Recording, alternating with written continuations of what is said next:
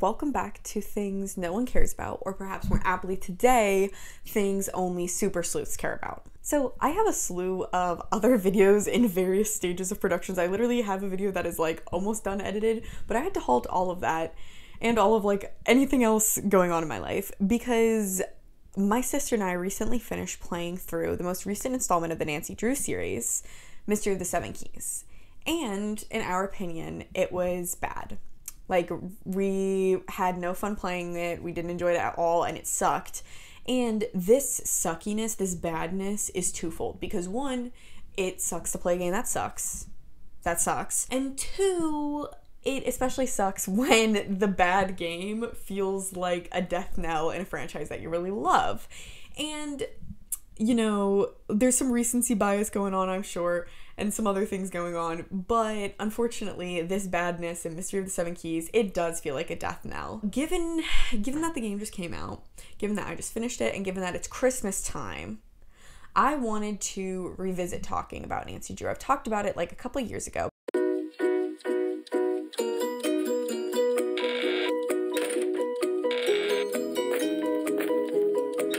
But I wanted to revisit it now, and in the Christmas spirit, chat with all of the three ghosts for Interactive's past, present, and future. So I hope you'll join me today as we talk through some of the paths that Her Interactive has taken, some paths untaken, and some paths that I really hope to God that they do take in the future. I do want to just caveat a few things before we start. First of all, I love Her Interactive, I love the Nancy Drew games, and I am making this really just for fun, but also I guess as like constructive criticism because I would really love these games to continue.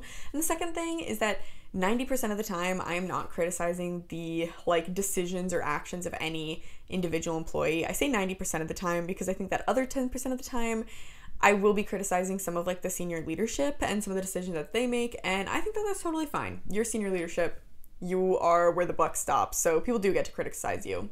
And as you'll see, like, some of the things I'm going to be criticizing, you know, there's failures, and that's fine. Failures happen in every company and like with everybody, but some of these failures are like, you'll see, pretty upsetting, and I think totally fine to criticize. But with that, I just wanted to clarify, like, love the company, I'm a huge fan, and you know, this is all just fun and constructive criticism. So let's get into it with the ghost of Her Interactive's past. So Her Interactive was originally just a singular division of a larger company, American Laser Games, and this division was founded in 1995. In 1998, the division started making Nancy Drew games, and this was a pretty big deal because up until this point, like, a lot of games were targeted mostly towards boys, and this led to like the perception that girls didn't like playing video games, and so that was a big deal that Her Interactive was making games for girls. So here's an interview from 2000 from the then CEO Megan Geyser. Indeed, we're the only developer in the US focused exclusively on the girls market, which is rather bizarre. There are more than 70 million girls in our target age range, and they have about $45 billion to spend each year. All of this potential has been largely ignored by the computer game industry, which found it could sell a lot of violent action games targeting the male audience and has stayed in that rut ever since. The market penetration for male-targeted games is near the saturation point, but there's still a wide open opportunity to target the female half of the population. A recent study published by the American Association of University Women found that girls were largely turned off by the violent and repetitive nature of most games. If they're not buying games in large numbers, it's not because they don't like to play games, it's because few developers are designing games that appeal to them. And those that do tend to rely pretty heavily on pink packaging, boy talk, and clothes. To assume that those are the only things girls are interested in is absurd. Our games don't use gender stereotypes to appeal to girls. Instead, they rely on the intrigue of a good mystery and a smart, gutsy heroine. We believe that there should be as many types of games as there are types of girls. This creates such an exciting opportunity, and Nancy Drew is just the beginning. So as you can see, it was kind of a very like groundbreaking company at the time. And again, in the start, it was just a division of a company. But with the popularity of Nancy Drew, the company or the division kind of gained its own feet. And in 1999, the Her Interactive division bought out the parent company, American Laser Games. Really quickly before I get into it, I know a lot of you guys watching have probably played the Nancy Drew games and know what they are, but if you haven't, it's worth recapping just like what the Nancy Drew games are / were, but are, they're still coming out. So the Nancy Drew games were CD-ROM computer games that could be played on pretty much any household computer, and again, at the time that the games were coming out, most families who had a computer had like a computer room. It was the family computer, and that's what these games were meant to be played on. They were generally targeted for 10 to 15-year-olds, although they are hard enough that they are still, you know, tricky and hard to solve for older adults as well. And they involve mysteries and puzzles. So they're obviously based on the books of the same name. They're usually based on like an amalgam of a couple books, which I think is really great because they maintain the feel of the Nancy Drew books generally, but they aren't beat for beat. So if you've read all the books, you're not gonna like know the ending usually. The other thing too that's worth noting is almost all of them are taking place in modern times. So Nancy has cell phones. In the earlier games, she, you know, uses old clunky computers. She uses the tech of the time. They take place in modern day. And Nancy goes around and solves mysteries. She solves mysteries in many different locations, in many different situations, and she solves them by talking to the people involved, you know, listening to people's stories, hearing motives, alibis, things like that, just kind of learning. She also snoops. This is very heavy part of it. She snoops, she steals things literally nonstop, and she also lies a lot and then randomly will decide to tell the truth at the most inopportune time to do so. So those are the games. They're very fun. They usually take about 4 to 10 hours to complete, usually, depending on the game, sometimes a little less, sometimes more, and they're really fun. They were fun to play with. I played them with my sister. A lot of people played them with like family members or friends or things like that. And the other thing too is that the games had a big variety in terms of quality. Not quality, I guess, but in terms of like what people liked. There are some games that everybody kind of agrees falls on like the lower end of the spectrum, but to this day, there is not a single Nancy Drew game that I haven't seen somebody say is their favorite. So there's a huge variety. You'll really find your own thing, but that's just what the Nancy Drew games are, just to kind of explain real quickly. So this kind of set up the golden age of Nancy Drew games. The CEO in this kind of period was Megan Geyser, and so for about 10 years, they were kind of hitting a really consistent schedule of pumping out 2 games a year. And that's crazy. If you follow any aspect of video game development, you'll know 2 games a year is a lot.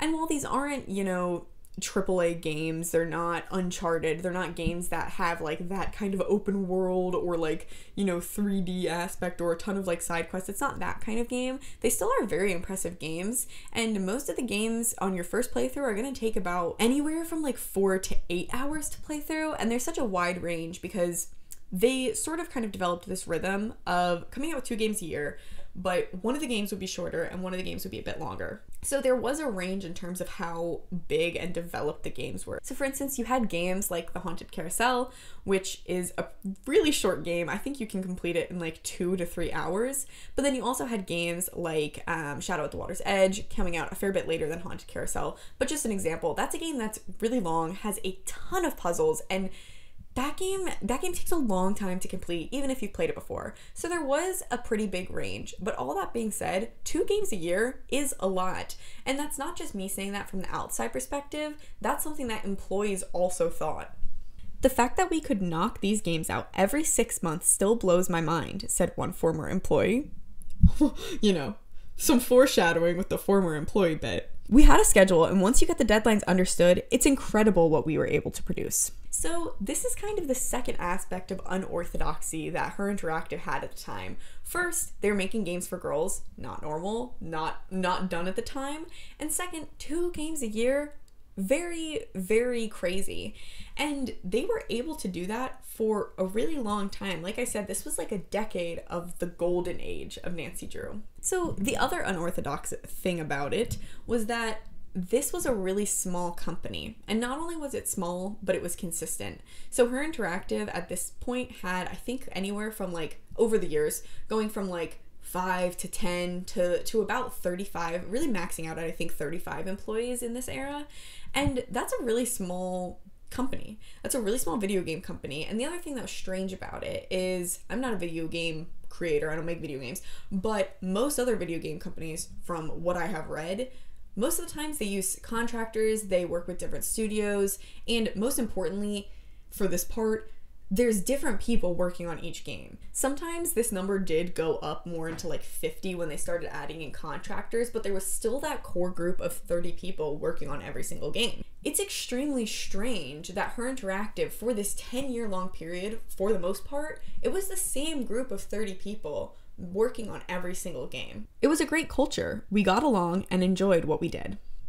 Her Interactive was not the most competitive salary out there in the video game industry, especially with Microsoft and Amazon, but there were a lot of different benefits that you don't find in bigger studios, said a former employee. So it was a really positive workplace, and that closely knit community, closely knit workplace did help them with that schedule of pumping out games. It's very nice when you get a consistent workflow going, when you know the people you work with, and most importantly, with a game like Nancy Drew and a franchise like Nancy Drew, you have people who understand what's at the heart of these games.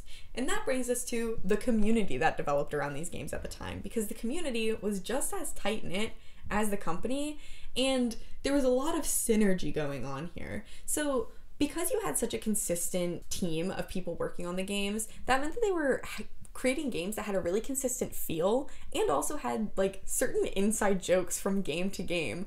There's a whole character named Sunny June who is literally just like a big inside joke. You do eventually meet him in person in the worst game in the entire franchise called Shattered Medallion, but for many games, you just see traces of him. Sunny June is a former employee at the museum you're working at. Sunny June scribbled notes in like some notebook you picked up. Sunny June is like a conspiracy theorist about like who somehow talked to somebody you're working with at like the pyramids in Egypt. Like he keeps popping up. That's just one example. There's also like smaller things like, you know, Krollmeister is always the company used, or like Cocoa Kringle, like those are chocolate bars found everywhere. There's certain voice lines that Nancy does in every single game, like, it's locked. There's just trademarks and inside jokes and such a specific feel of the Nancy Drew games from this time.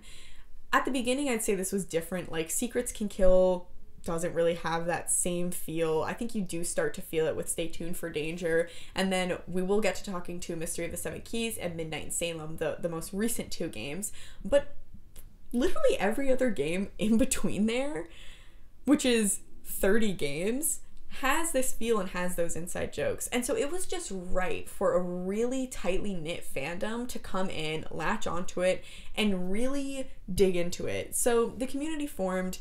They're called like the Clue Crew. They're on Reddit. They were on their own forums in like earlier days of the internet. They were huge. And not only were they huge, but they did have some direct ties to people that actually worked at Her Interactive. Especially as social media took off, or, you know, forums took off. There were certain web pages devoted to like different fandoms, because that's how fandom was set up in the early 2000s. You had specific employees at the company who would be present on these. And so you had people in the community who knew these people by name. So some of the people I'm thinking of are Little Jackalope. They're well known in the community, and they were working at Her Interactive at the time. So just generally, I'm trying to paint the picture that there is a lot of close-knit community on both sides of the equation, both in the company and in the fandom. And I believe that this synergy is crucial to the equation of why these games are successful. At this point, there should be some red flags going off in your head and some questions just like, why? Why was this company able to create such a community? Why did they do things so unorthodox? How were they able to put out 2 games a year, 2 decently good games, like good quality games a year? How were they able to keep 30 people full-time and run their company in such an unorthodox way? And part of the answer is that Her Interactive had a dirty little secret. And the dirty little secret is that for most of this golden period, they were running in the red. They were not making a profit. How? Well, because this company wasn't really a company. And what I mean by that is that companies, in the traditional capitalist sense, companies have one goal, which is to make a profit. That was not the goal of Her Interactive. For most of its history, Her Interactive was run by an extremely mysterious billionaire who made his money off biotech. I can't even find his name, but he was funding Her Interactive mostly as like a side project and as a passion because he thought that funding games for girls was something worth his time. One of the later CEOs, which I'll get to soon, Stuart Mulder, he put it in a really interesting way. If you think of games as food, we are definitely more in the vegetable category than the sinful dessert category.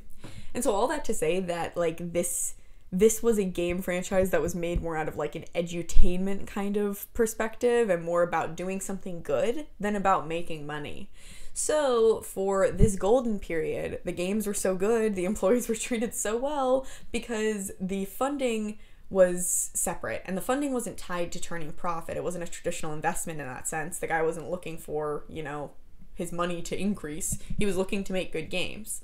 But unfortunately, this golden period had to come to an end. Golden era, Her Interactive, making amazing games, creating a great community, but with this dirty little secret of not really turning a profit for most of the time. So during the golden period, they did try a couple of things to turn a profit. Mostly those involved porting the games to different platforms. So Message in a Haunted Mansion was brought to Game Boy Advance. That didn't really make much of a difference. Secret at Shadow Ranch was also ported to a couple of other things. That didn't make a difference. So at the end of the golden period, one of the things that really started to change with the gaming industry as a whole is you had the explosion of mobile games, both on like iPods and mainly iPods at the time, then kind of getting into iPhones, of course, and also like iPads. So this really started to put pressure on pretty much the entire gaming industry to kind of adapt to that. But this specifically put a lot of pressure on the computer game franchise, which, Her Interactive, these are all on the computer. These are all on PC for the most part, except for those couple that were like ported to other things. One of them was like ported onto the Wii, doesn't matter. The other thing that started to happen at this time was, for one reason or another, again, it's very hard to find out anything about this mysterious, like, tech billionaire. Either his funding or somebody else's funding dried up. So Her Interactive is a private company, so you can't really see who funds it. That's not public knowledge, but it started to become more of a pressure and more of an issue that they were not making money.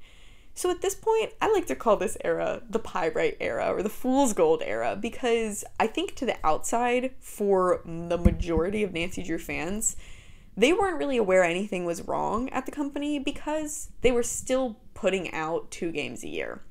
So internally, there were starting to be some problems. So it was at this point in 2011 where really that golden age of Her Interactive is considered dead. We're really entering into that Pyrite era, and they have to transition CEOs to Scott Mulder. So Scott Mulder came in with 2 main goals.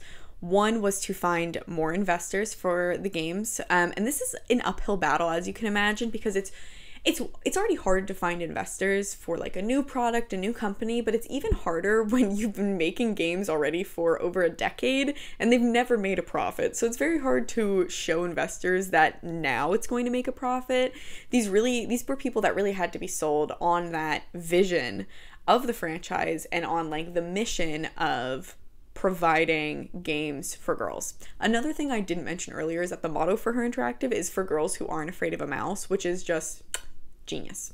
His second goal was to expand the base mainly by porting the games and kind of to embrace the mobile gaming era that was happening. Unfortunately for him, he was not really able to get new investors, and the ports that happened at this time, especially the ones to like mobile, really didn't help. And something that was happening in the background is that these aren't just mystery games, these are Nancy Drew games, which means that they had to pay for the rights, and Nancy Drew's rights are pretty expensive.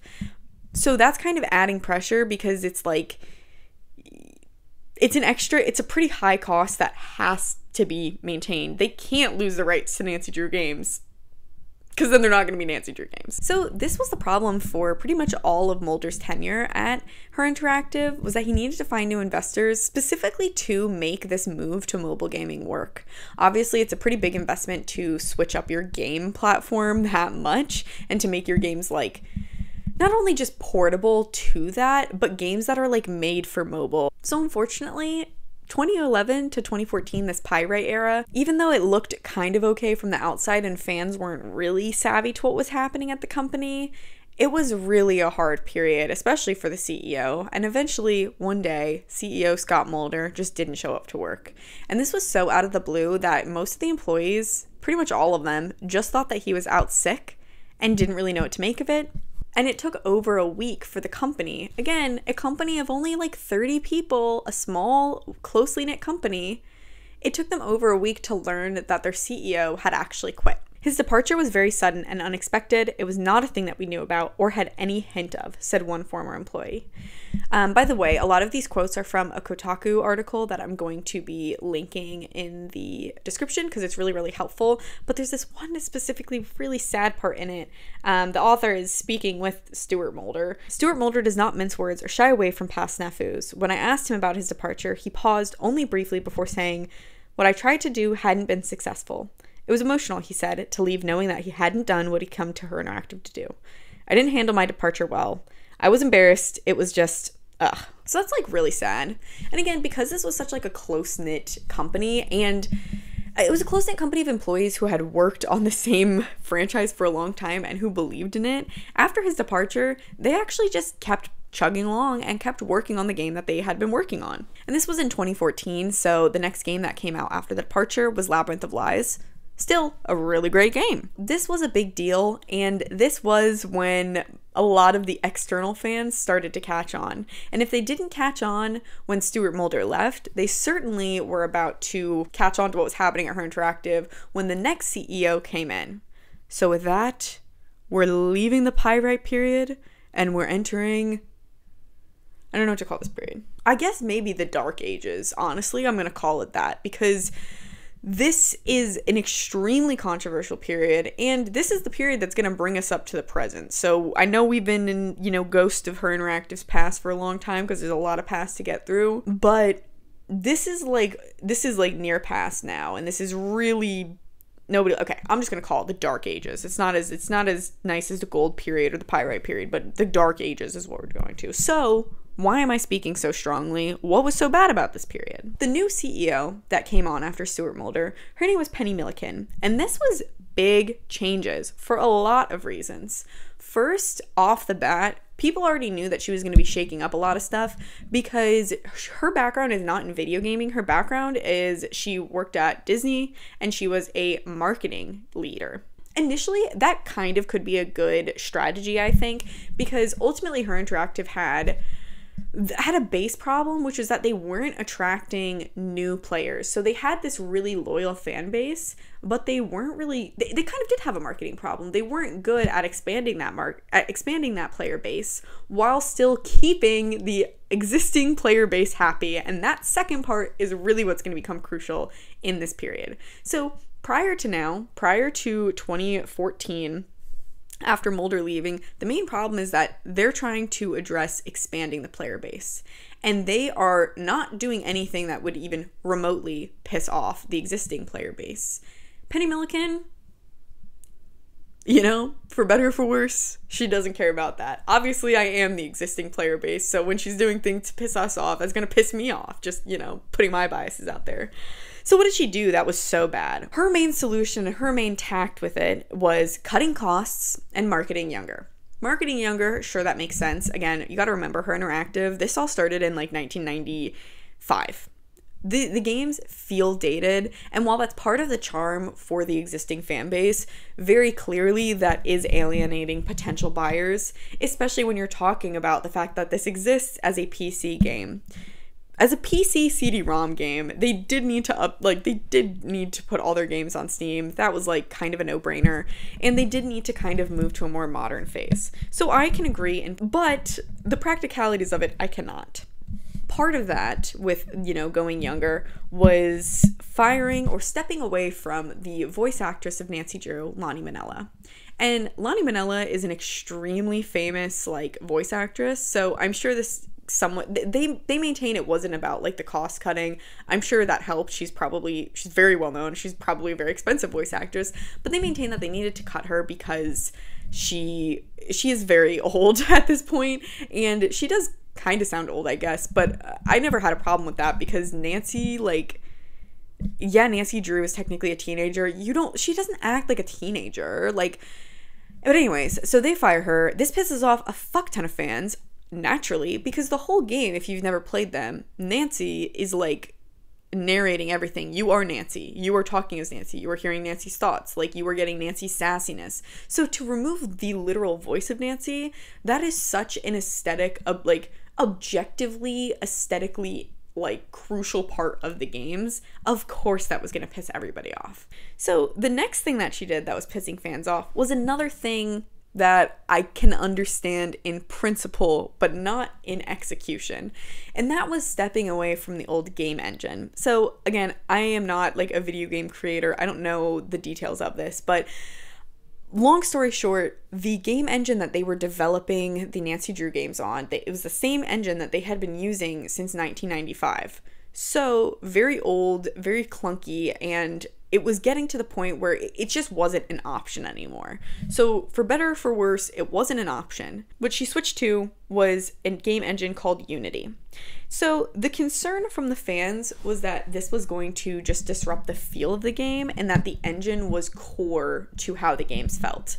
From what, again, this is not my background, from what I was able to like read and understand about game engines is that this is actually not really a valid concern because the game engine is just like the bones of it, but ostensibly they could dress up those bones or skin them. I guess that's a phrase they use. But like, you know, they could, the overlays could be in whatever vibe they want. And people pointed out that there are very many aesthetic, stylized point and click games that are made in Unity. So it, like, the Unity change doesn't automatically mean that the games are going to feel fucked up and wrong, but that was the concern. The concerns from the people who worked at Her Interactive were much more valid, and I think in hindsight, they should have been listened to more. It was a nice pipe dream that everyone could learn to use Unity in a month, and then we'd all ride off into the sunset and make games for mobile and PC in Unity. But how was that actually going to happen? And nobody really had a good answer because nobody had the expertise, said one former staffer. And so this became kind of the issue with the next game of the franchise. So to kind of put us in the timeline of the games, they announced this decision to switch right when the next game to come out was going to be Sea of Darkness. So Sea of Darkness was going to be the last game on the old engine, and after that, they would create a new game on a new engine. And that new game was going to be Midnight in Salem. So Sea of Darkness comes out. It's actually one of the most beautiful Nancy Drew games in the entire franchise. It's perfect. It's one of the perfect games in my opinion, and it's a very popular game. It's a very beautiful game. Okay, objectively. So that's what's gonna happen. Okay, they're switching engines. The next game that's gonna come out is gonna be Midnight in Salem, and it's going to be on the new Unity engine. And now we have the Day of Reckoning, and this is why I really don't feel bad about being kind of rude to Penny Milliken, is because I think this next part is objectively a cruel thing to do. On March 25th, 2015, all of the employees, they woke up, they got dressed, they got in their cars, they got on the trains, they went to the office like they do every other day, only to find out that they could no longer access their computers and that their logins didn't work. And they didn't work because they had been extremely abruptly laid off. And I can't even express to you how insane this is because, okay, sure, Her Interactive, it's not this dream utopia funded by a wealthy, nice billionaire. It's a company that needs to make a profit, and sometimes companies have to lay people off. That sucks, but okay, sure, in this world, that's what we have to do. There is no reason why you need to lay people off in such a dehumanizing and disgusting fashion that they put in the effort that they do every day. They wake up and they come to work and all of a sudden their shit doesn't work because you fired them. I cannot, like, that is so despicable at any company, but especially at a company where those people have been working there for decades and they're a family and they're extremely close-knit. And also, let's say you are a terrible person and you don't care about that for the inherent terrible cruelty of it. You should care about that from a PR perspective because your fans are extremely loyal and extremely tight-knit. And as I mentioned, they have this personal connection with the people who work there. The people who work at the company are not nameless, faceless people on the other side of a computer screen. These are names that they recognize, that they talk to on forums, whose YouTube videos and vlogs they watch. So this was extremely upsetting and just all around a terrible ethical and PR move from the senior leadership at the time. And the other problem with these layoffs is that they were an iterative solution. They did not solve the problem. They actually only made it worse. So after the layoffs happened, March of 2015, development continued to stall on Midnight in Salem. The company felt directionless, and about half the employees were laid off, and many of the other employees who got to keep their job, they ended up quitting because, I mean, how are you supposed to feel respected by your boss when that's just what happened to your coworkers who, like, that could have been you so easily? How are you supposed to respect your leadership at that point? And the other reason why they quit is because the project felt directionless. And again, when you think back to that golden era, yes, they were following an insane development schedule that was unsustainable and could not have kept up. But many of them said that they felt like, empowered by the direction, and it feels nice to get stuff done. Even if you're overworked, like, it feels nice to accomplish something. And not only were they being disrespected by their bosses by such an insulting firing and like layoff scheme going on, but they weren't even working on any, like, they didn't have a direction. The project was stalled, and many people inside and out doubted that Midnight in Salem was ever gonna get made. Okay, so I realized that the way that I explained that was kind of confusing and a little bit wrong in terms of the timeline, but essentially the timeline for this point was the layoffs happened in March of 2015, then in May 2015, Sea of Darkness came out officially, and then fall of that year was when they officially announced to the public that they were going to be making the next game on Unity. So that section was like kind of a bit of a mix of what was happening on the inside and like externally, so I realized that was a little bit confusing, but that was the official timeline. Is it was layoffs, then Sea of Darkness officially coming out, then the announcement that Midnight in Salem was going to be on Unity. So in August of that same year, 2015, that was when the official announcement came out that Midnight in Salem was going to be on this new engine. And so now that the fans knew about the layoffs, they had serious doubts again about if this was going to get off the ground. And part of those were directly tied to the layoffs. How are you going to make an entire new game on an entire new engine after you have just demolished your working numbers? And at this point, it seemed to be pretty hostile between the fans and the company. Again, the layoffs really triggered a lot of it, but part of it too was just the communications. While Her Interactive was still active on social media and still tweeting and still posting, the language was extremely vague and nobody really knew what was going on, and it seemed pretty obvious, or at least the general feeling was that Her Interactive was avoiding something that they didn't know and that they were just trying to speak without saying anything, and that really began to wear on the fans. So while they announced that it was going to be on Unity, they also announced that the game was going to release in 2016. And again, fans are knowing that that's BS. So 2016 comes and goes, and there is no game. Midnight in Salem does not come out, but Her Interactive is still not really talking about the game, just posting, like random kind of like filler content on their social media, which is fine, helps build community, whatever, but it's a very noticeable silence when you're not talking about the game that is supposed to come out. And when they are talking about it, they are trying to emphasize to the fans that Midnight in Salem is not just about a new engine, but it's about a new way of gaming and a new chapter for Her Interactive. When asked for other reasons the game had been delayed, Neuenhuis added, "We took a real holistic 360-degree view of the entire franchise as well. When we decided to move away from a proprietary engine and look to Unity as the platform we want to build on going forward, that was the perfect time to re-examine everything we'd done in the past and really take a look at what we've done best, what we want to do better, and what we want to improve. This is more than just jumping to a new game engine, it's bigger than that. Sometimes that gets lost in the message when all our fans want to know about is when it's coming out, but it's much bigger." Finally, in 2019, Midnight in Salem does come out. And how is it? Well, it's kind of difficult, and this is where we're going to kind of get into some tricky parts, because with all transparency, it's a little bit hard to really review Midnight in Salem and Mystery of the Seven Keys fairly, and I'm going to do my best to review them fairly and to kind of also explain why it's so difficult to do. But as you kind of already can tell, Midnight in Salem is hard to review fairly, in part because it was already up against so many negative sentiments. At this point, there was so much anger and resentment and frustration at the company that a lot of people were going into it looking for problems, whereas when they were playing the previous games, they were looking to love it. So of course that means people are more negative.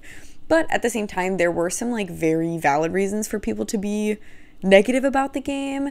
So I think generally now, like hindsight and, you know, with some distance from it, generally speaking, reviews are still mixed. So I'm going to go through looking at each of the next 2 games, Midnight in Salem and Mystery of the Seven Keys, under a couple of metrics, mainly just being like general story, tangible playability in terms of navigation, UI, things like that, and then game design playability in terms of puzzles, knowing what to do next, etc. And then lastly, you'll have to touch on graphics because that's such like a point of contention with these games. In terms of issues, people didn't like the navigation. It was more open world, and that's a pretty big departure from the standard like point and click navigation that people are used to.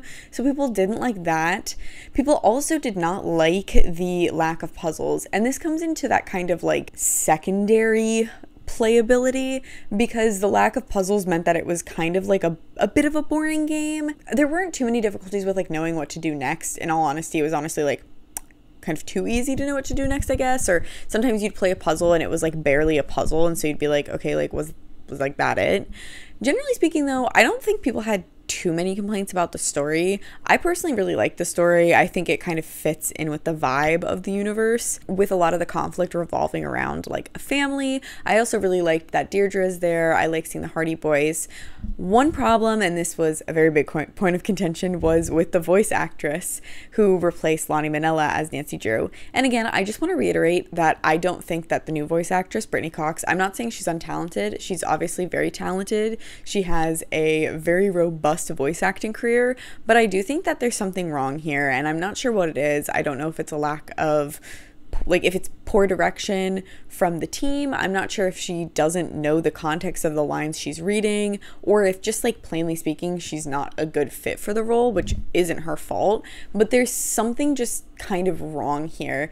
And it's not too bad in Midnight in Salem compared to Mystery of the Seven Keys, in my opinion, which I'll get to, but there does seem to just be something missing. And of course, this is the hardest bit to replace. This is the bit that is always going to be up against so much negativity, because no matter how good the next voice actress is, no matter how, you know, great she delivers her lines and everything, people are always going to be still wishing that it was the old classic Lonnie Minella, because that is Nancy Drew in everybody's mind. So I totally get that, and that's why I don't want to be too harsh on her, but it would be a little bit foolhardy of me to do this conversation and not mention the voice actress. Sounds like I've got my work cut out for me.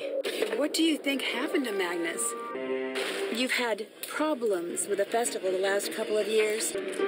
What can you tell me about where the fire happened?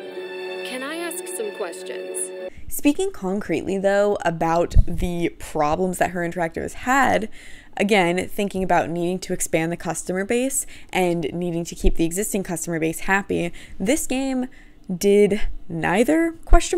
So when it comes to keeping the loyal fan base happy, I can definitely say it didn't do that. In fact, it made them unhappy and made people very upset. People hated this game. I cannot, if you were in the Nancy Drew community at this time, you know, like, this game is so hated. This game was like the butt of so many jokes, and that I think is a little bit harder. I personally think Shattered Medallion is a worse game than Midnight in Salem, but this game was really, really, really hated and had people really mad at the company, had people so convinced that there was never going to be another game. So definitely did not keep fans happy. And then in terms of attracting new fans, this one is tricky because it's not really like public. I can't really track like how many games were sold, like anything like that. So I really don't know if it expanded the customer base.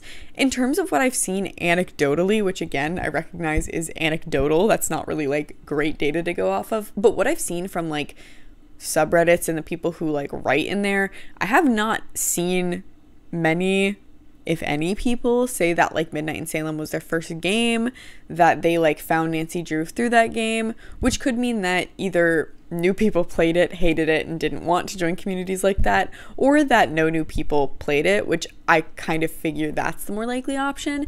So I don't think it expanded the customer base. Once again, Her Interactive finds themselves in a little bit of a pickle, because now they have pissed off their fan base and they still need to expand their fan base as well. The other thing that I think is important to note is that this game came out in 2019. So at this point, it has been 4 years since a game came out that people really, really liked. So Sea of Darkness came out in 2015.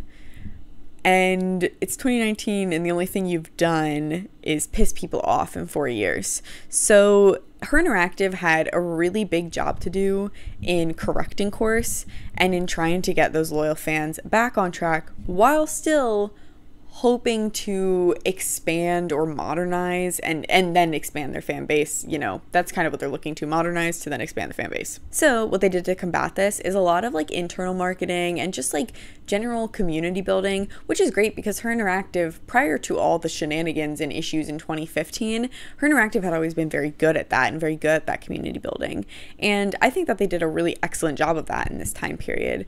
They were posting different competitions, which they still do. Shout out to my sister and I who made this absolutely beautiful gingerbread, fully movable train inspired by Last Train to Blue Moon Canyon.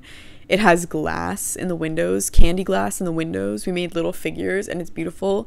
And we won, I think, like honorable mention or something in the cookie contest. But anyways, just had to mention it because we're very proud of it and it took very many hours. But they did a lot of contests like that. They do like Halloween contests. They do a lot of like good community building. They have great newsletters, things like that. I think they do a really excellent job of that kind of aspect of running a company like this. They do pay attention to their fans. Like, credit where credit is due.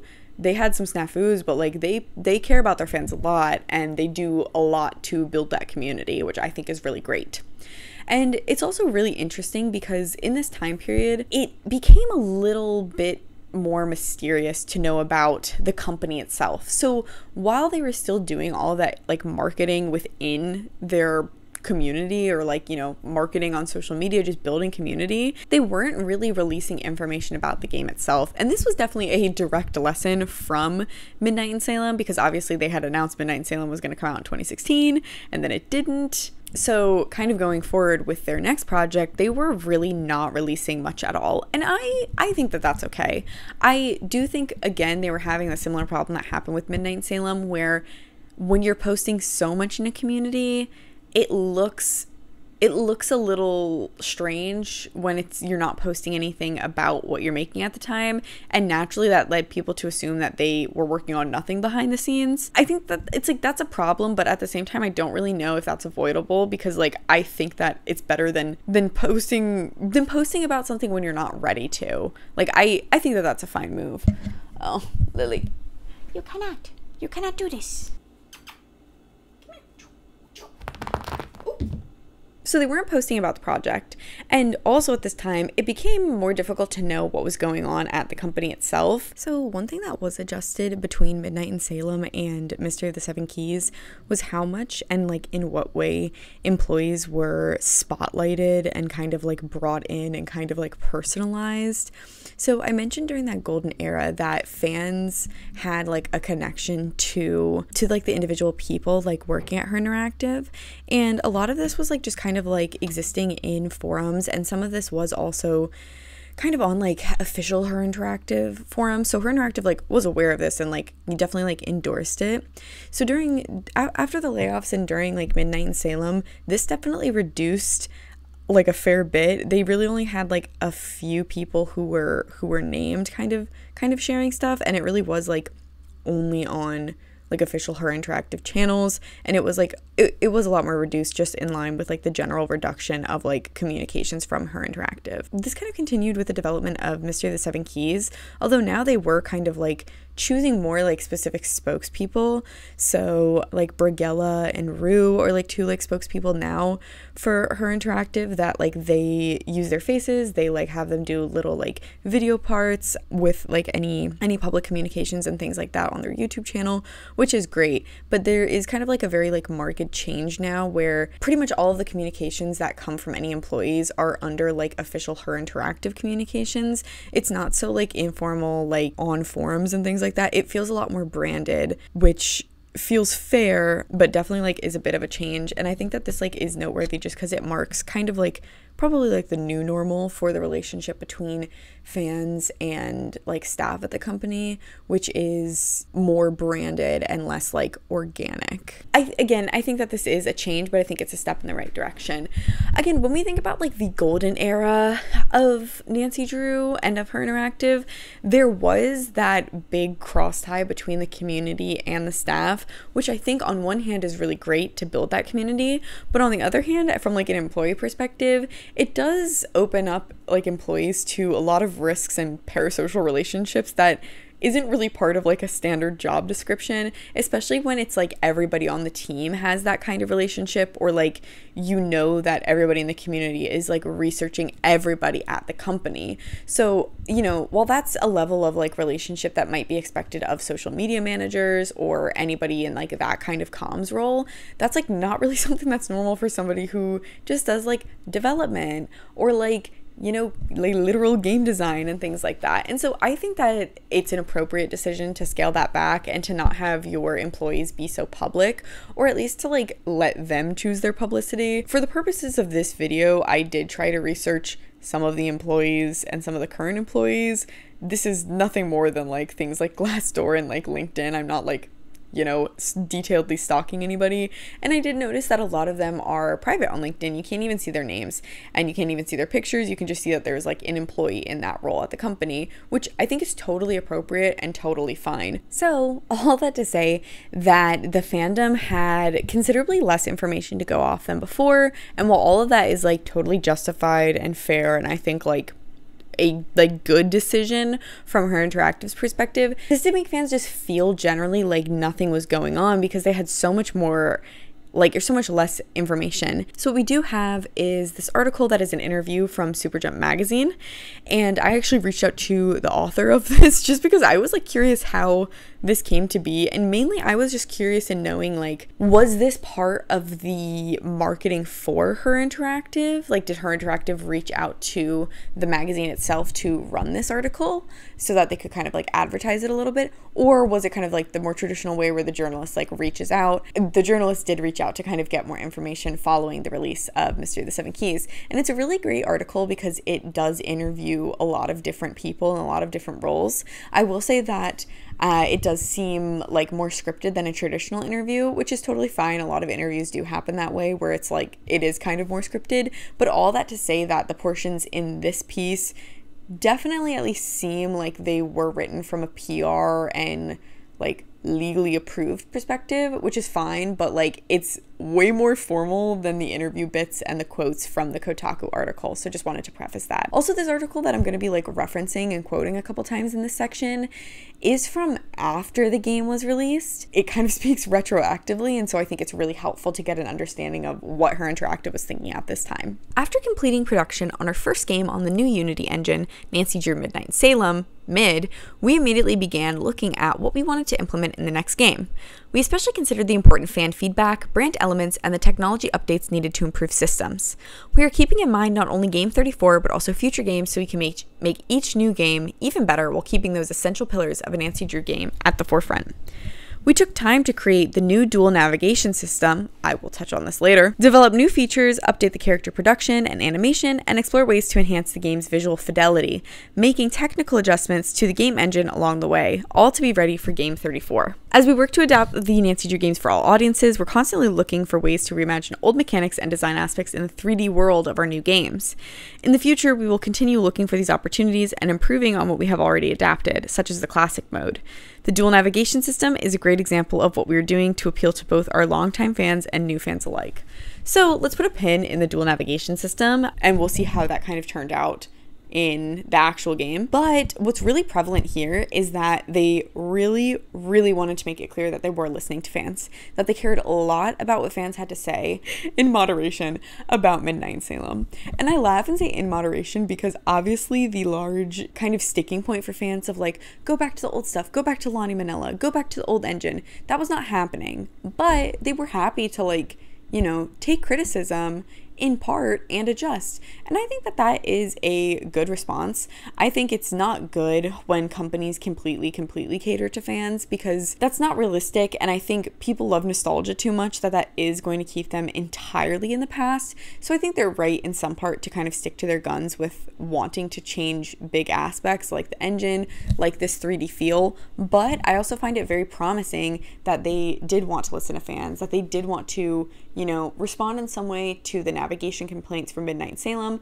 and respond with this dual navigation system in Mystery of the Seven Keys. So I think all those things are very promising. There also is a really actually funny part where the people that they interviewed named their favorite games, and 2 of them named their favorite game as Silent Spy, which is like, that's fine. Like I said, everybody has different game preferences, but like, I'm more just like, really? Like, 2 of you? Actually, I can't move past this. This is a really fun and cool like resource. I'll put this in the bio, or in the description. I mean, it's from a survey. This is based off 400 responses of the survey, a ranked list of the games. They also sort like ranking the games over time in this like interactive chart. It's so cool and so fun. But the part that I want to highlight right now first, which Nancy Drew game is your favorite? So this is a little bit outdated. So Mystery of the Seven Keys isn't on here, but first of all, you can see Midnight in Salem. Nobody said that. And then this is like Silent Spy, which like, okay, it's on the board. Like, it has some of its favorites. And if I had to guess, they probably said that it was their favorite because of like how it involves like Nancy's mom and stuff like that, which is like cool, fine, whatever. But like, again, 2 out of 4 of the people interviewed, like, something about that is so funny to me. And then wait, let me go back. Okay, Curse of Blackmore Manor and Ghost of Thornton Hall, yeah, like, sure, like Curse of Blackmore Manor is like the first most popular.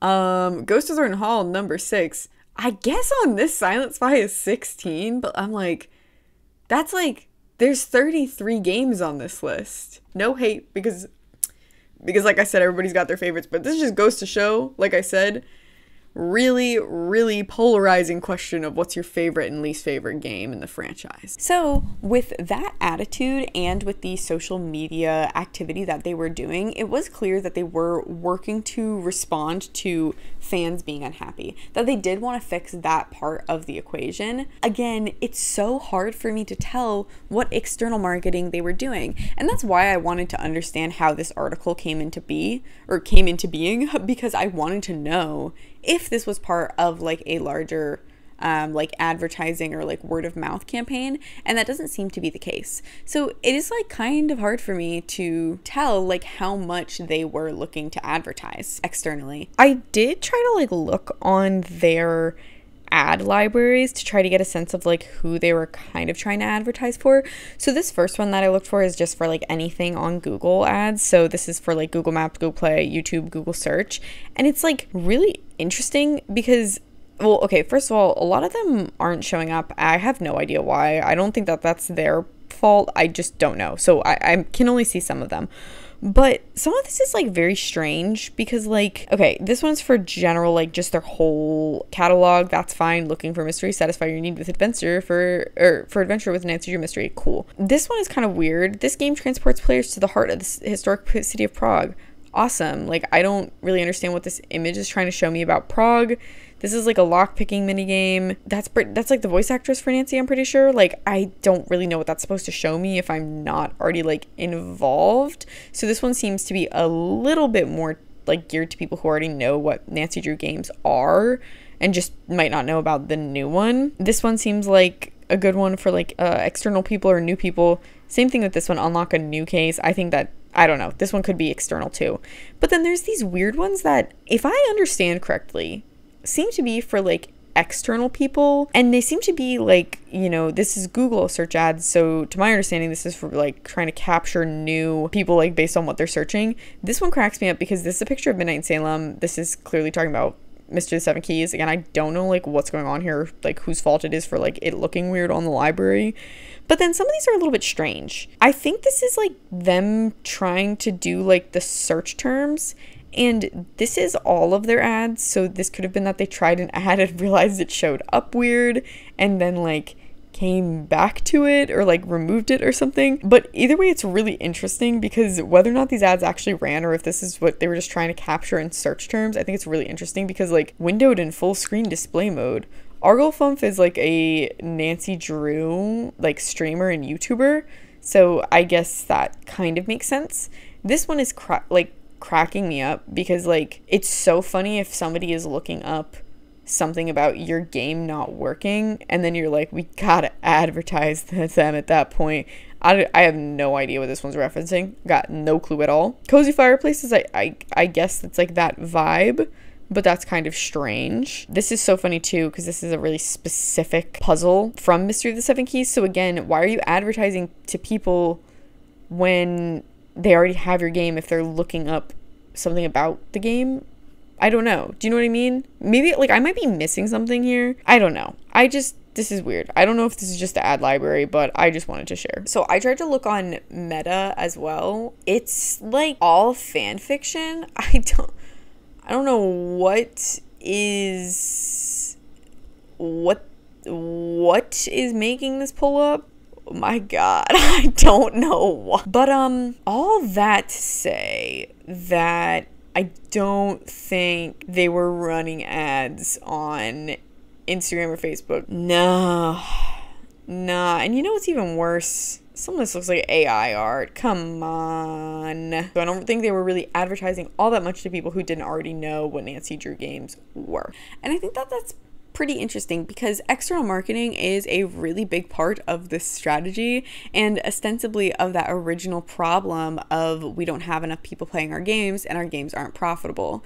And so I think what I really want to just be emphasizing here is that when Penny Milliken came in, they needed to expand their user base. They needed to find more fans and more people to buy the game. Stuart Mulder had tried that by porting the games onto other platforms. So far, Penny Milliken hasn't really been too concerned with that.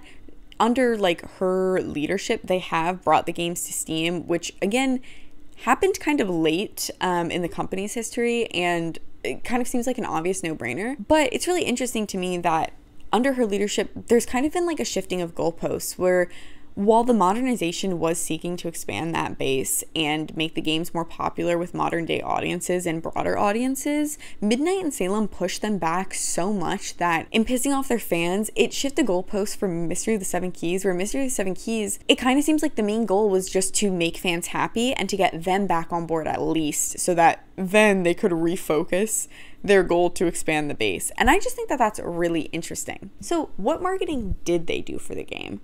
And again, most of the marketing for this game was targeted towards their fans and was targeted towards getting fans back on track, getting fans like back on their side and getting fans excited again following the perceived failure of Midnight in Salem. And I think that they did a really great job of this within the community. So within the community, in the newsletters, in the social media posts, in a lot of the communications that fans were already receiving, they started dropping like hints and hidden puzzles that fans could solve to learn a little bit more about the game. So some of the solutions to these puzzles would yield like development art, different information. We would learn a little bit about what the game was going to be about. We would learn kind of just like bits and pieces of the picture, and that really did an insanely amazing job of getting people excited for the game. I'll link another channel in the description with some videos where they kind of like chronicled all of these little teasers and puzzles, because honestly it was so overwhelming. There was so much that I felt like a little bit of FOMO, because like I would see one, try to solve it, not have time for it, then the answer would get posted, and then like I would see everybody talking about how fun it was to solve it, and I was like, oh, I missed out. So it was a really great campaign. Honestly, it was so good that I was even considering at one point making a video about how good the campaign one was and how Professor Layton and the New World of Steam should do a similar marketing campaign. That's how good it was.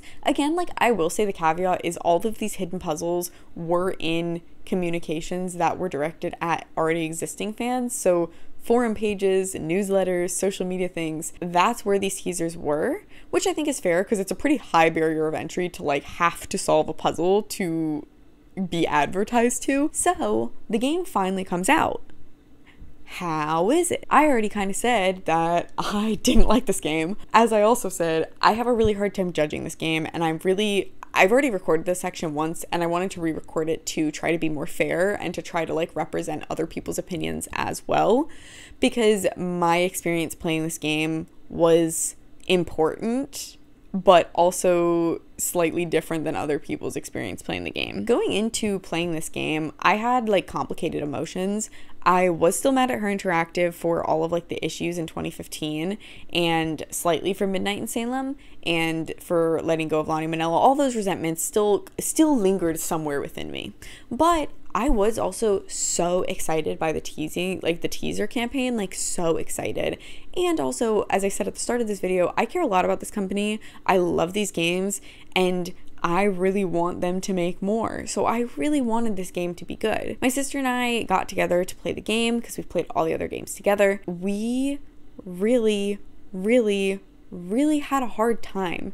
And so I'm going to talk about our experience playing the game first, and then kind of zoom out a little bit. But in our experience, the game was actually unplayable. They talked a lot about this dual navigation in that article, and basically what that meant is that when you booted up the game, you were given the option to either control the game in classic mode, classic point and click, where you still would be able to like hold down the mouse button and like look around in 3D, but it would be point and click navigation, or you could play with like the arrow keys or like WASD and free roam.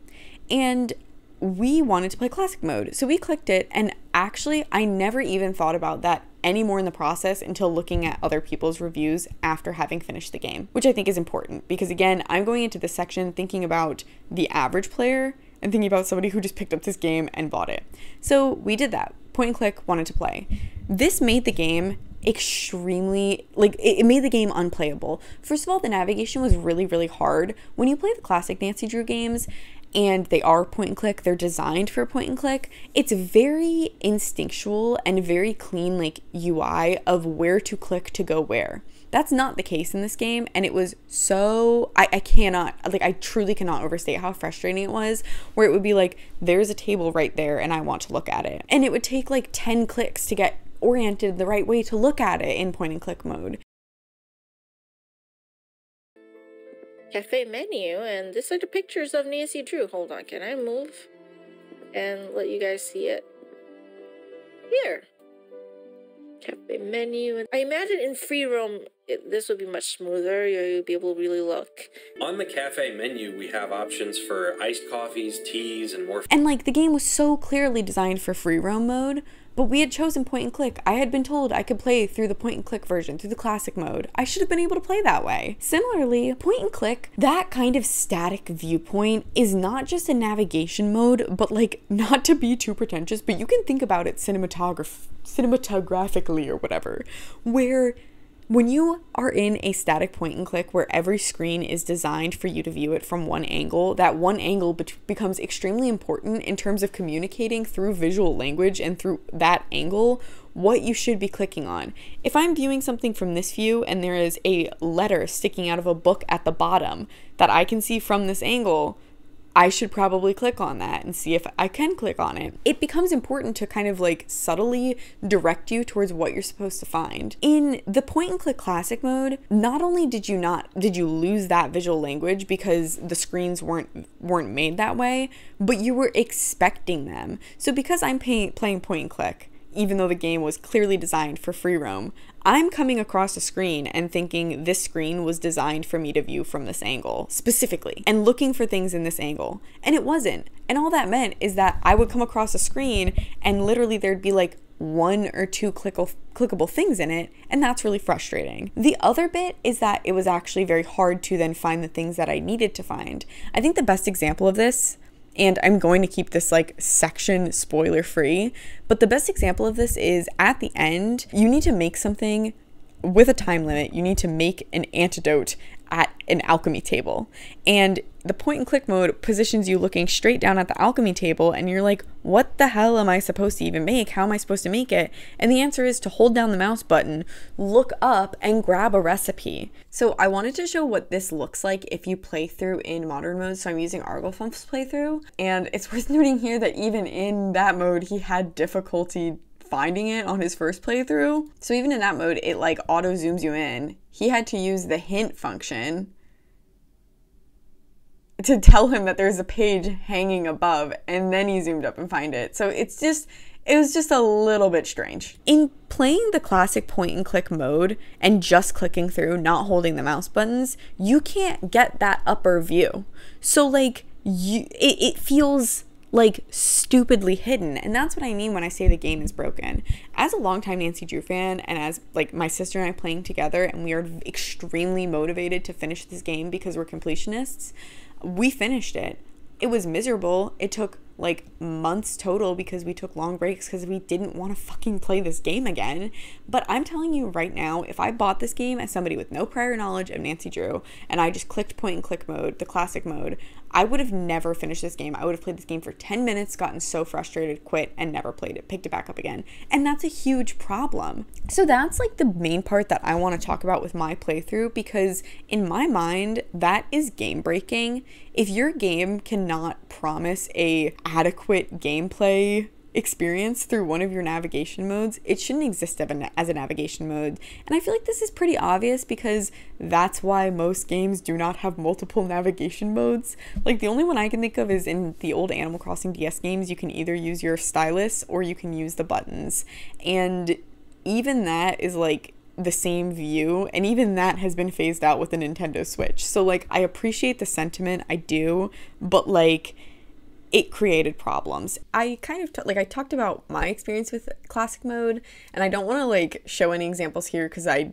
don't know, I feel like that's kind of like weird to like call people out, but I did like kind of look at the subreddit for Nancy Drew, and so many people had problems with the classic mode that it was so normalized that like people were looking for tips on like picking up a bottle. Something so simple as that. Somebody had to like leave guidance for how to click to turn around to pick up that bottle. And that's the kind of behavior that like I think is normal when you're in the community and you're with other people who love the game and who are willing to look past navigational aspects.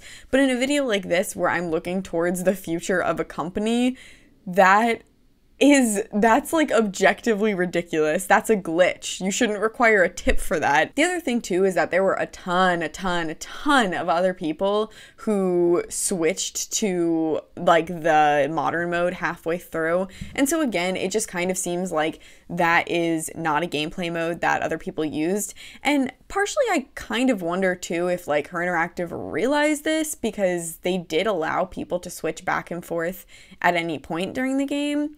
And so that, I don't know, maybe they just wanted to be flexible, but like I feel like they did know that this like had issues to it, but they still wanted to include it. And I can kind of understand that they probably felt at Her Interactive that their backs were against the wall because people hated the modern modes so much in Midnight in Salem, and that was such a sticking point.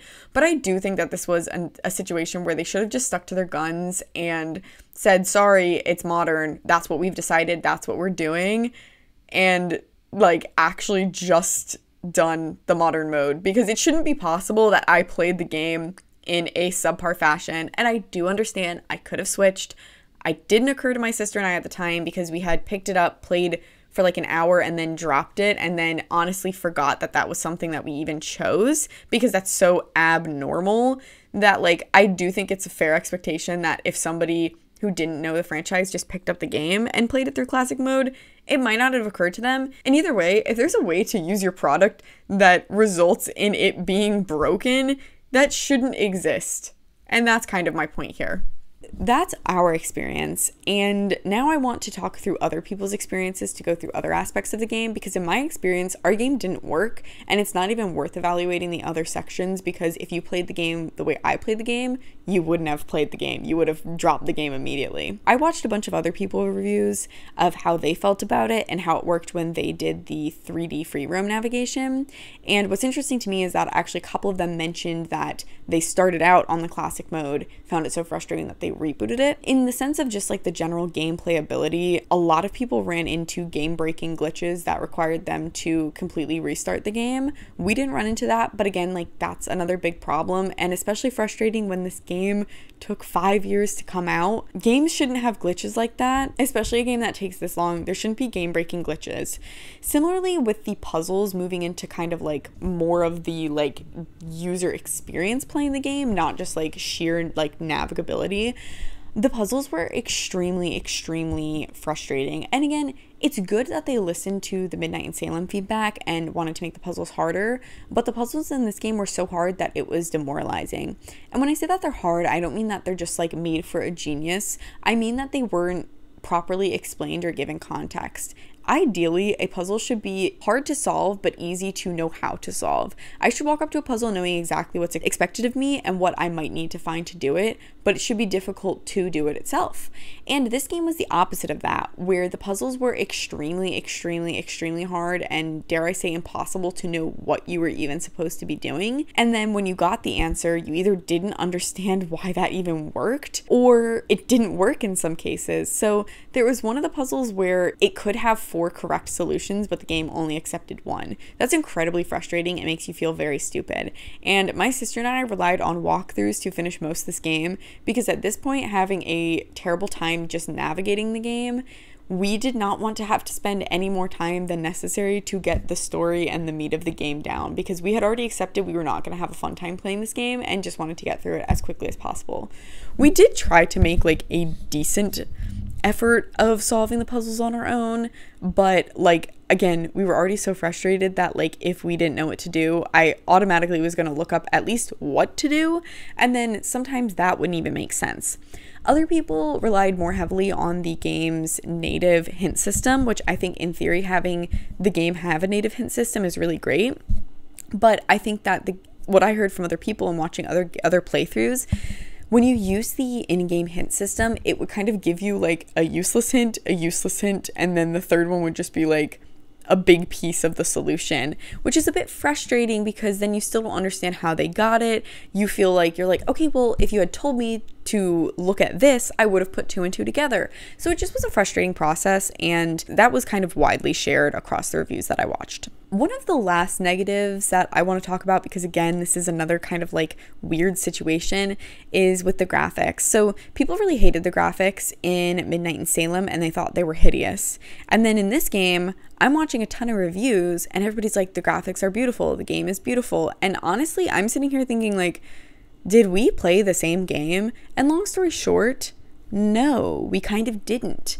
So I have this gaming laptop, okay? I know gaming laptops are not gaming like full PC setups. I understand that, but it is a gaming laptop. I can play Borderlands on here. I can play a lot of games on here. This game I could not play with the graphics settings at like their highest. And in order to play the game without my computer like running really slow and like on the settings that I had to play it on, the game was like ugly. And I think that that's kind of stupid. It's totally valid that like the people who played it on good PCs reviewed it as having good graphics, because for them it did. But like I do think that's important to note, because like if you don't game, if you're like a casual gamer and you watch a lot of like game reviewers, they probably have way better setups than you, and that's just something that like you want to be aware of. Of course, Her Interactive does like list these requirements on the website, so I'm not saying like they necessarily did something wrong. I think my critique here is more just like a disconnect between the market and the game itself, because a lot of people who grew up playing these games, again, remember, at their origin, these were CD-ROM games that would play on basically any computer you had. These were meant to be played as like family computer games, and they just are not at all anymore. You have to have a pretty good computer to play the game now. And like, I think that that kind of makes sense, because that's probably part of their strategy to appeal to gamers. But again, I think that's mismatched. These games, in my opinion, are never going to be Uncharted. They're never going to be beautiful cinematic games, and I don't think that that's a problem. And I'll get to that in a bit, but I just want to say that here because, like, again, I think the graphics are ugly. Other people think the graphics are beautiful because their graphics were more pretty.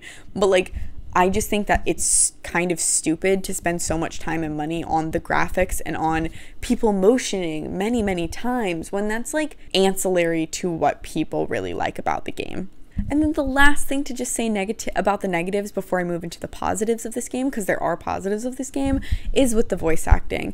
So because of COVID, I think a lot of these voice actors were recording in absentia of their other voice actors, which isn't always the case. And I think that that really actually worsened the voice acting problems with Nancy that I had in Midnight in Salem. Nancy in this game, it's not the voice actor's fault. It's not her fault. But she literally sounds like a TikTok AI. In your letter, you explained what was stolen. It's a good thing I have a bobby pin on me. I found this iron key. In the sense that every sentence, I'm like, do you know what comes before this and after this? Because the way you're saying it makes no sense.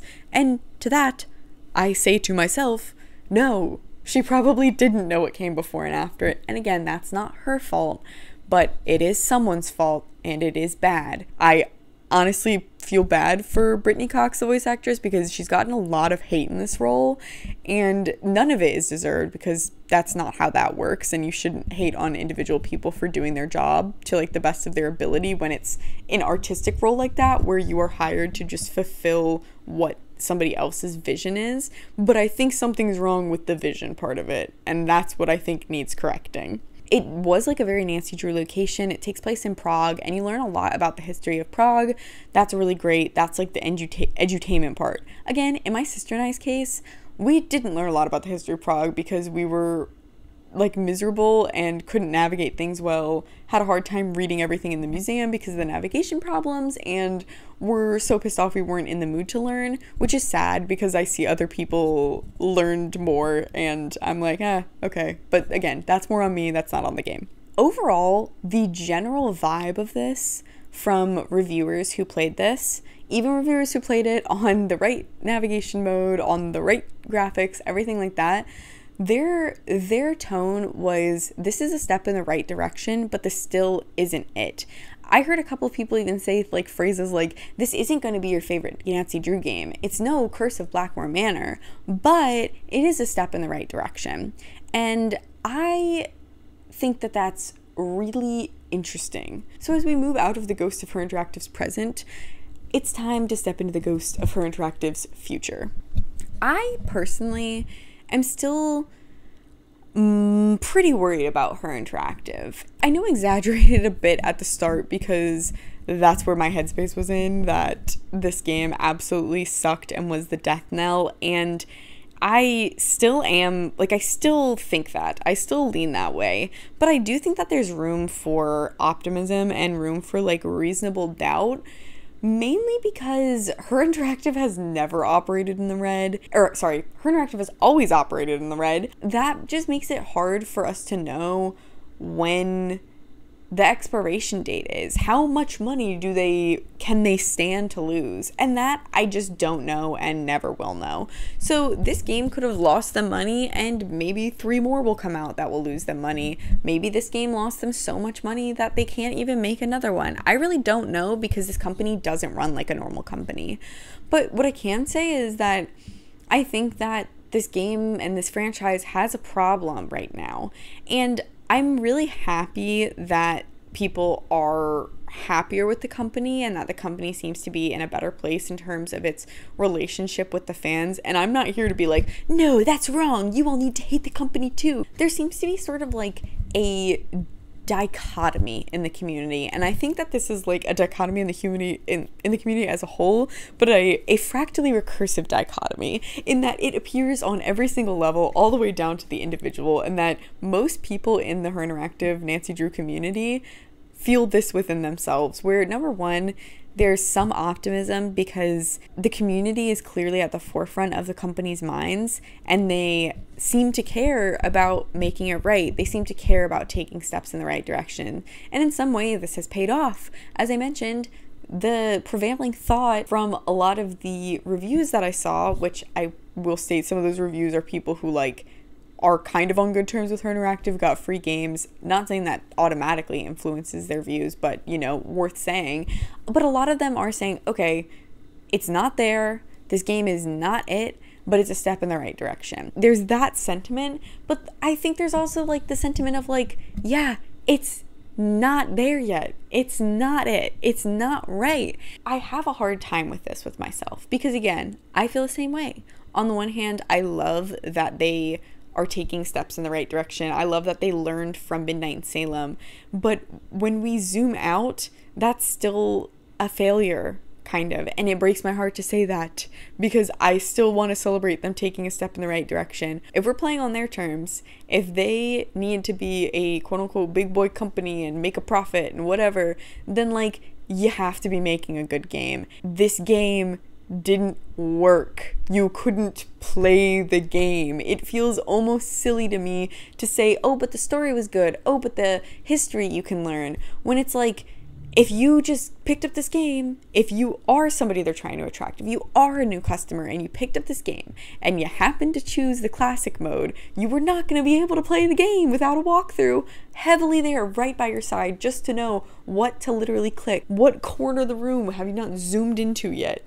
Like, that's frustrating. Even if you didn't have those navigation problems, even if that was a skills issue for me, or you chose the free roam navigation mode, you were gonna have the problem of the puzzles making you feel fucking stupid. And if this is like your foray into Nancy Drew and you like other puzzle games, you're not gonna come back to this, and you're not gonna even play the rest of the catalog. And I think that that's really bad. If your newest game is one that I'm saying don't play that game first if you want to get into Nancy Drew, you failed. And I think that that kind of should be like the metric that they're basing off of. And again, I think because it's been almost a decade. In May of next year, it's going to be a decade since the last objectively good game came out from Her Interactive. Since it's been so long, there's a little bit of like naturally understandable short-sightedness in the community where it's like, oh my god, but it's so much better than Midnight in Salem. It's like, okay, but this is the real world where the game has to be good, period. And I think that that's like really why the game company is not going to survive. I think even within the community, even a game that is a step in the right direction is going to lose some people. And I don't know if I'm going to be raring to, buy the next Nancy Drew game because I care about the company. I probably will, but like I'm not as excited. And at this point, I am expecting to have problems playing it. I am expecting a game that doesn't feel like it's been play tested through and doesn't feel like it's made by a studio who is used to creating these games. And while that probably is the case, it's not like an indie game developer. It's like a studio. So like I kind of do expect more. The other thing too that I think is worth noting is that this game costs a fair bit of money. It's half as expensive as like a $70 game. And I don't think it's half as good as a $70 game. I think it's worse. I don't know. I just struggle because I want the game company to be successful, and at the same time, they're so clearly not. So, to give my constructive criticism, I think that ultimately they need to still make an identity choice. And based on the way that they talk about the company, I think they kind of feel like they have made that choice. Okay, we're modernizing. But I think that like they haven't. Again, the navigation system. You can't market something as a classic point and click game when it's so clearly been developed not as that. The game doesn't work that way. It's not what that game is. You can't just slap that label on it and after developing the rest of the game, develop a secondary navigation tree. I think that's a problem. And I think that, again, that kind of is indicative or like exemplary of a lot of the problems that they're having, where they still are kind of struggling to find that balance between like the OG nostalgic feel and the new feel. And I kind of think that they're making it harder than they need to, because I think that they have a misunderstanding of what it takes to be a popular game in this era. It feels like they're just looking at the most popular commercially selling games of like, okay, well, again, let's look at Uncharted. Let's look at Assassin's Creed. Let's look at all of these console games that have a really big 3D element and that really prize themselves on realism. I mean, that's what they talk about at length is the graphics, the navigation, this and that. When it's like, at the heart of it, is that what these games are? No. Like, they're like, oh, well, it helps you feel like you're in the environment exploring. And while I agree that that is part of the Nancy Drew feel, a big part about the Nancy Drew feel is actually the characters and the stories and feeling like there's depth to the world. It feels very, again, I feel like I'm being mean, but it feels very elementary to hear somebody say, I like these games because there is depth to the world, and say, take that and go, okay, 3D environments. again, I do think in this game, like, they did have good depth in terms of, like, some of the characters. Some of them I think fell flat, and some of them I just feel like were underdeveloped because they tried to just shove in so many. Again, it feels like it's like, okay, you want more characters because in real world there's a lot of people. It's like, well, no, I'd rather like a few that are just really highly developed that feel like there's a whole story to them that I could keep digging and keep going into. And so what I would recommend instead is going with what people ultimately like. If you look at the demographic of people who play Nancy Drew games and who play other games, a lot of those people, I would imagine, are people who like other PC cozy games that usually are those that are developed by like indie developers. I think like a game like Oxenfree is a great example. That game has an amazing story. That game feels like it has a ton of depth. It has puzzle solving, albeit a different like type of puzzle solving than in Nancy Drew. But you know what it doesn't have? 3D realism and complicated like graphics that require like 100 different 3D character models. Instead, it's a stylized 2D platformer. I'm not recommending that like, well, I guess it's pretty much a platformer. It feels very flat, but it's stylized is what my main point is. Nancy Drew should kind of go that route. Why not go for a stylized, you know, simpler, not necessarily 2D, but a stylized, simpler mystery game that has really well written characters, really great voice acted characters, and like, you know, that like the depth in that way. I think that way more resonates with the types of games that their target demographic are playing, much more than like games that like, this looks real. Doesn't this look like a photo of Prague? I think it's great that the game like looked exactly like Prague and looked exactly like if you went to this plaza, but also I don't think that that's important. I really don't. I think that that's kind of missing the mark of what people ultimately love about these games. It's also worth noting that I don't even think the graphics, when they look their best, are that good. So this is from Last Train to Blue Moon Canyon. This is from 15 years ago. So this is one of the really old games. I also chose this one specifically to look at because it's like one of the best games. So I'm going to look at this, look at Sea of Darkness, and then go to Mystery of the Seven Keys. Obviously the graphics are like pretty of their time and like outdated. Okay, you can still play puzzles.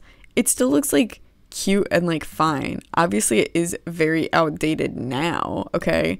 But these graphics were like good enough that people really loved the game and that nobody really cared about the graphics, because also like, look at this part, like this still looks like beautiful and very like atmospheric despite like the character graphics being like some kind of way, okay? So just, that's Last Train to Blue Moon Canyon. Sea of Darkness, the game that came out almost a decade ago, much better graphics.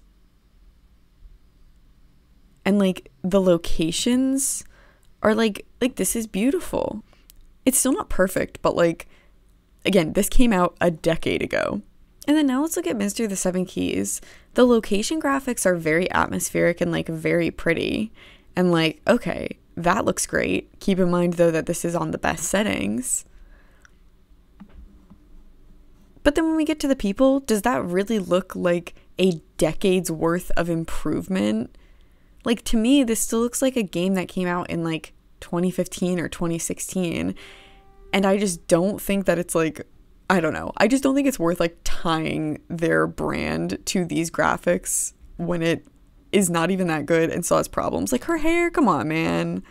Like, I know they're doing their best, but you see what I mean? It's like, okay, at its best settings, is it even like a super modern looking game? No. And the other main reason for suggesting that is because you need to just be realistic about the size of your company and what you're realistically able to complete. Even if you do say, no, I'm sticking to my guns, I'm holding fast, we want to go the 3D realistic route, no offense, you can't do that. That's not your game studio size, and that's so clearly not the budget of a company that is financially failing. I think that the company should just scale back, go for a type of game style that fits your budget and that fits your feel, and then it's not going to be super quick to like create a game like that, but it's not going to take 5 years when you have a team of 30 people and contractors and multiple studios involved. I just think that like there needs to be an entire restructuring. And the last thing I'll say is that like I wouldn't be surprised if we see that. Penny Milliken at this point has been CEO there for a decade. That's a long time, and I am kind of surprised she was still their CEO after Midnight in Salem, given the like subjective failure based on like community sentiments. But I do kind of think it's time for a fresh set of eyes and somebody new to step in. At least that's kind of what I would do if I were the secret billionaire funder of Her Interactive. All that being said, I still love the company. I still love these games. I still replay them every Wednesday, 6 p.m. Eastern time on YouTube streaming if you care to watch. But I want to see them succeed, and that's why I care enough to make a video like this, because I think a lot about these games and I do want them to be successful, and it would be extremely sad to me if the company went out of business. Thank you so much for watching. I'm really so interested to hear if there is something that you completely disagreed with me about, if you loved Mystery of the Seven Keys, why you loved it, because as I said, feel like I kind of couldn't really play the game, so please let me know. I don't think I'm gonna replay this game, or if I replay the game, it's not gonna be up for a long time. I'll probably watch even more playthroughs of it, but I can't bring myself to replay this game personally. Thank you guys for watching, and I'll catch you next time. Bye bye.